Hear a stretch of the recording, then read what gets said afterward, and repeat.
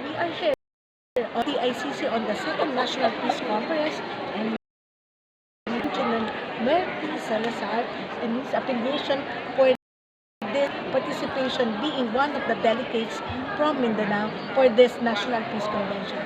Yes, sir. Hello.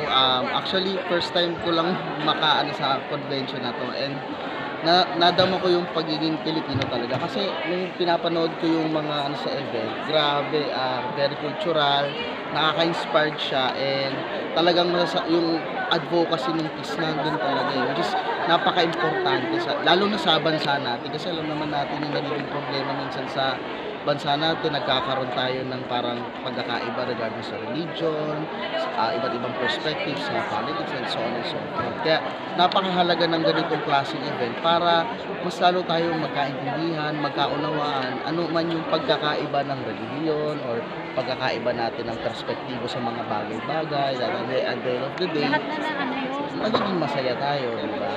Ayun, nag-enjoy naman ako dun sa event.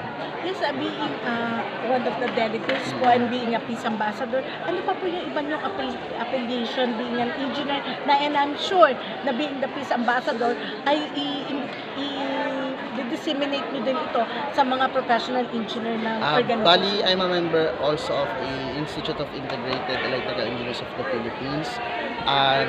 Isa rin akong university lecturer sa Technological University of the Philippines, and also a Special Science Teacher 1 and Senior High School Faculty President ng Dr. Juan G. Nolasco under DepEd ng Manila Division's Office.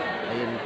So, yun yung mga affiliation ni Engineer Murphy Salazar na one of the delegates dito sa Second National Peace Conference organized by HWPF.